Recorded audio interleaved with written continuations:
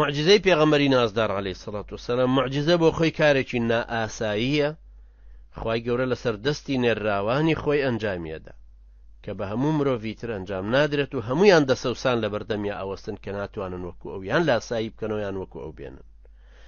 ئەمەش پشتگیریەکی خوای گەورەیە وەکو خۆیە فەرمێ ئەو نێرراوەم ڕاست دەکات و پێغەمبەری منە و هەرچی ئەیڵێ بە ڕەزامەندی منە. وەکو معجزەکەی حەزرەتی موسا کە دارعاساکەی ئەبوو بە ئەژدیها یان کە دەستی خستە بنباڵی و دەریهێنایەوە بێ ئەوەی هیچی لێ هاتبێ سپی بوو ئەدرەوشایەوە نەک سپی وەکو مردن بریقەدانەوەک ئاوێنە. یان وەک معجزەکانی حەزرەتی عیسا کە بە ئیزنی خوا کوێری زگماگ و گەڕوگولی چاگە کردەوە مردووی زیندووە کردەوە وەکو خوای پەروەردگار لە سوورەتی ئالی عیمران ئایەتی 94 و لە سوورەی شوعەرا لە ئایەتی 31 بۆ 32 باسی کردو. لەبەرەوەی هەموو معجزەیە کە پێغەمبەران هەناویانە لەو شتانە بوو کە قەومەکەیان لەو سەردەمانەیە پێی بەناوبانگ بوو و تایە سەرکەوتوو بوون و شارەزا و بلیمەتیان تێ هەڵکەوتو بوو. ئەبوو معجزەکەی پێغەمبەری نازداریش عەلەیهی سەڵات وسەلام هەر لەو مەیدانە ئەبێ کە عەرەبەکانی ئەو سەردەمە لە مەککە و دەوروبەری تیا سەرکەوتوو بوون و بەناوبانگ بوون و پیاوی لێ هاتوو لێوەشا و هەڵکەوتیان تیا دەرکەوتوو کە بریتی بوو لە ڕەوانبێژی و زمان پاراوی. بۆیە قورئانەکە بووە معجزەی پێغەمبەر صلی الله عليه وسلم. جگە لەو معجزانەی ترکە لەسەر دەستی ڕوویانەدا لە کاتی خۆیان ئەبینران، بەڵام چونکە ئیسلام بۆ هەموو مرۆڤایەتی هاتووە لە هەموو کات و شوێنێک و سەردەمێک و بۆ هەموو نەوەیەکی هەرەبوو معجزەیەکی ژیریانەی وابێ بکەوێتە بەردەست لە ڕووی هەموو مرۆڤایەتیە و هەتا لە مەیدانی زۆرانبازیە بێ و بەش فەرمووەرە مەیدانی من و ڕوبەڕووبوونەوەم بۆ لەگەڵا بکە.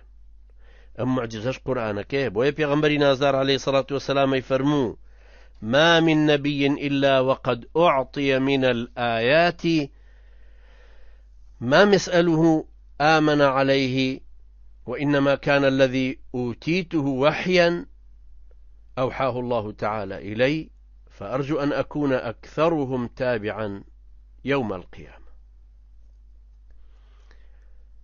يعني همو پێغەمبەرێک چەندەها بەڵگە و نیشانە و معجزەی دراوەتەیە تا ئەوەی خوا حەز بکە لە مرۆڤ باوەڕی پێ بهێنێ. منیش ئەوەی خواداوی مەتێ ئەو وەحەیە کە بۆی ناردووم ومێدم هەیە لە ڕۆژی قیامەتە شوێن کەوتۆکانم لە هی هەمووان زیاتر بێ. ئەمە معجزەیەتی معجزەکەی پێغەمبەر عەلەیهی سەڵات وسەلام. پێغەمبەری نازدار عەلەیهی سەڵات وسەلام بۆ هەموو عەرەب هاتە مەیدانی بربرەکانیەوە و داوای لە هەمویان کرد کە ئەگەر ڕاستەکەن و نقوڵی لەوە ئەکەن کە ئەم قورئانە لەلایەن خوای گەورەوە بۆی هاتووە و هی ئەوە فەرمون ئێوەش قورئانێکی وا بهێن یا هەندێک سوورەتی وا بهێنن بەڵام هەموو دەسەوسان وەستان مات و مەلول کەوتن.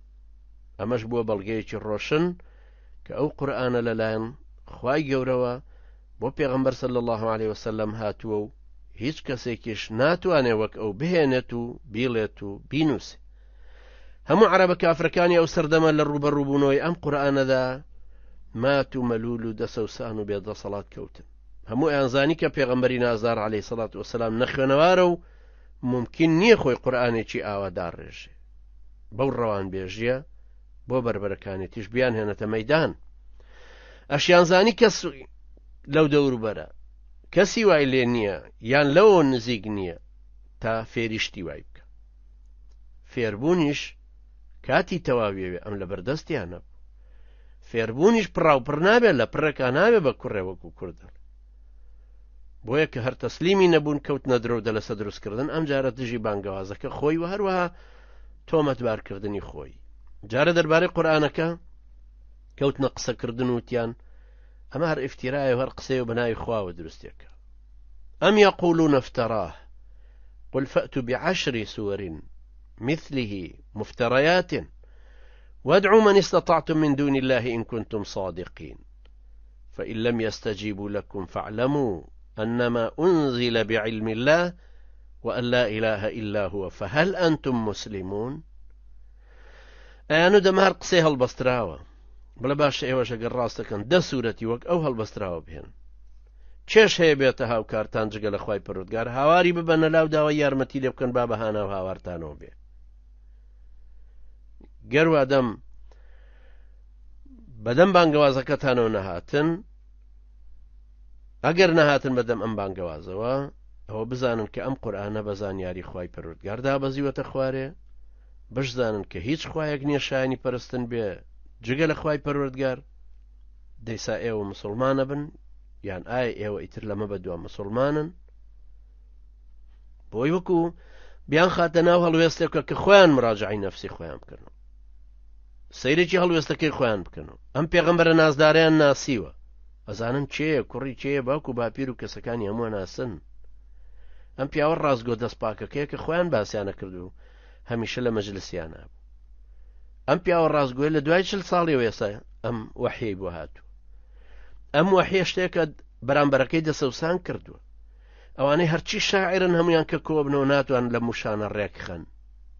ممکنیش نییە کە پێغەمبەر عەلەیهی سەڵات وەسەلام فێر کرابێ و کەسێک ئاگای لێ نەبێ. لەبەرەوە ئەمە شتێک نییە بەو شێوە پڕ تەحەدای ئاوا بێتە پێش و بەرامبەریشەن بفەرمێت دەی باشە 10 سوورەتی وا بێنەوە پێش. ئەوانەش بیرمان بێ ئایەتی مەککین، یعنی هێشتا لەو ئایەتە مەککیانەیە لە سەرەتاوەیە ئەو سوورەتە کورتانە هاتوونەتە خوارێ.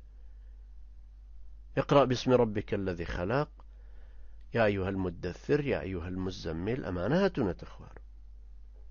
انجا فرمي وإن كنتم في ريب مما نزلنا على عبدنا فأتوا بسورة من مثله إن كنتم صادقين.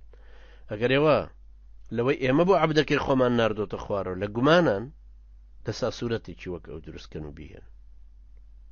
يعني فرمي انجا بتحداوا قل لئن اجتمعت الإنس والجن على أن يأتوا بمثل هذا القرآن لا يأتون بمثله ولو كان بعضهم لبعض ظهيرا. بڵێ ئەگەر هەر هەموو مرۆڤ و پەریەکان بۆ ئەوە کەوە بن کە نمونەیەکی وەکو ئەم قورئانە بهێننەوە ناتوانن وەکو ئەو بهێن، با هەر هەمووشیان پشتیوانی یەکتری بکەن. سەیری ئەم کێبڕکێ و بربەرەکانی کردن و ئیستیفزازکردنی بەرامبەرەکەی کە بە شێوەیەکی تەحەداوە پێیان بڵێ فەرمووە گەرە توانن بیهێن و یەک سوورەتە دروستکەن ئەگەر ڕاستەکەن بیهێنە پێشێ، بەڵام ئێوە ناتوانن و هەمووشتان ئەگەر یارمەتی یەکتری بدەن هەر ناتوانن. بۆەوەی غیرەتیان بجوڵێنە و تەحەدایان بکە و تووڕێیان کە بڵێت دەبڕن محاولە بکەن، بۆ ئەگەر ڕۆیشتن و هەوڵیاندا و نەگەیشتنە نەتیجە بێنەوە سەر خۆیان و بڵێن بەڕاستی زۆر عیبە ئەنجا باوەڕی پێنەهێنین کە بەم شێوەیە بۆمان هاتوۆتە مەیدان. معجزەیەتیەکەی قورئان ڕەوانبێژیە، داڕشتنیەتی بەو شێوازە سەرسامەی کە عەرەبەکان لە بەردەمیان چۆکیاندا داوەستان کە هەر هەموو عەرەبەکانی ئەو سەردەمەی خستە کەنارەوە. بێگومان غەیری عەرەب دەسەوسانترە وەستنەوە ئێستا.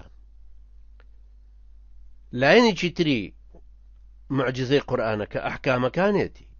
ئێستا تۆ کە وەختێک تەحەدای کوردێکەکەی یا ئەمریکیەکەکەی یا ئەڵمانیەک یا ئینگلیزێک یا فەڕەنسیەکەکەی لەوانەی کە شارستانێتیان بەدەستوێ لەم تەکنۆلۆژیا و لەم سەردەمی ئینتەرنێتەیە کۆمپیوتەر و پێشکەوتن و ڕێخستنی معلوماتە، پێیان نەڵی باشە هەر شعرێکم بۆ بنووسن لە سوورەتێکی ئەم قورئانە بچێ.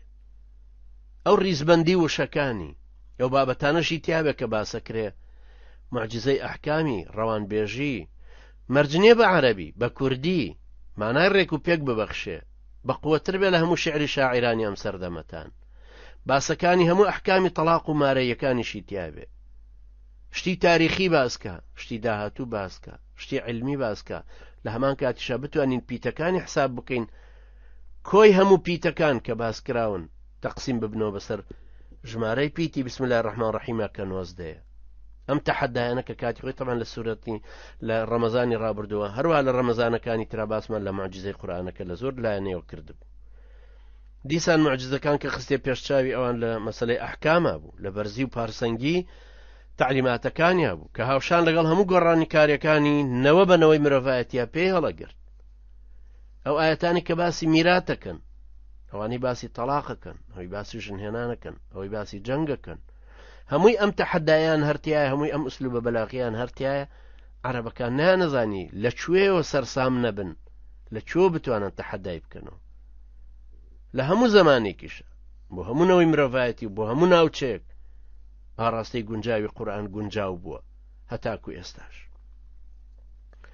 ئاراستەکانی قورئان هەموو بارەکانی ژیانی هەموو کۆمەڵگەی مرۆڤایەتی لە هەموو نەوەیەکە، لە هەموو شوێنەکە، لە هەموو زەمانێکە گرتوتەوە. لایەنێکی تری موعجیزەکەی ڕاستی ئەو هەواڵانە بوو کە دەربارەی نادیار داوێتی لە زەمانێکە کە پێغەمبەر صلی الله علیه وسلم هیچ هۆکارێکی زانستیانەی پێشکەوتووی لەبەردەستدا نەبوو لەو سەحرایە.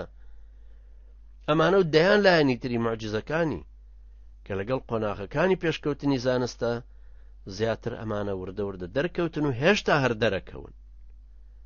بۆیە خوای گەورە فەرمێ سنريهم آياتنا في الآفاق وفي أنفسهم حتى يتبين لهم أنه الحق. لداهاتوا بردوام نیشانە و بەڵگەکانی خۆمانیان نیشانە دەین، چه ئەوانەی لە ئاسۆی گەردوونان، چه ئەوانەی لە ناو خۆیانان، واتە لە ذاتی خۆیانە، تا بۆیان دەرکەوێت کە خوا حەق. سنريهم أولا سيني تيايا بودا هاتوا نريهم فعل مضارعة هربو بردوان بونا في الآفاق همو آسوي جيانا قريتو همو قردون أو همو أستيراني ككشف من لري فيزيكي وكيميو يا قردون ناسي ويان جيولوجيو يان لري بيولوجيو كأفرميو في أنفسهم أو سيستميك خروكاني سبيو سوري كان درباري ميكروب وأو بيك هاتي إنسان بو خوي ئەو هەموو معجزەی ئەم لاشەیە ئەم جسمی ئینسانە چی تیا کۆبوت؟ یەک سێڵێکم جار یەک حیوان مەنەوی و هێلکۆکەیەکی پیتێنراو دوایی هەر یەکەم لەدایک بوونی 40 ملیار خەلیەی تری لێ دروست بووە. چی ئەم ئینسانەی بەم شێوە زیندووە لە هەموو هەست و نەستێکی هێناوەتەوە پێشێ؟ کڕۆمۆسۆمات چی سیفاتێکی لە دایک و باوکانەوە هەمووی نەقڵ کردوتەوە بۆ خوار و تری بردووە. بە درێژایی تاریخی مێژوو ئەنجاوەرە سەیری هەموو گەردون کە سەیری هەوا کە سەیری هێزی خشان و لێکشان و هێزی ڕاکێشان و ئەنجا هێزەکانی ئاو و هێزی هەوا و هێزی تر هێزی خوێن و ئەو پارسەنگی کە لە نێوانی هێزی دەرێ و هێزی ناوە هەیە و هەروە سەیری هەرچی شتێکی تری ئەم گەردونە ئەەکەی. سنريهم آياتنا في الآفاق وفي أنفسهم حتى يتبين لهم أنه الحق. قورآن هەتا دنیاە هەتا مرۆڤ توانای توێژینەوە و لێکۆڵینەوەی هەبێ تا زیاتری لێکەشفکردن و لەسەری بنووسن، هەر بە نفت و نوێیی، هەر بە ساغی و پاکی بە تازەی ئەمێنێت. وەکو حەدیسە فەرمێ بوارەکانی سەرسوڕهێنانی قەت تەواو نابن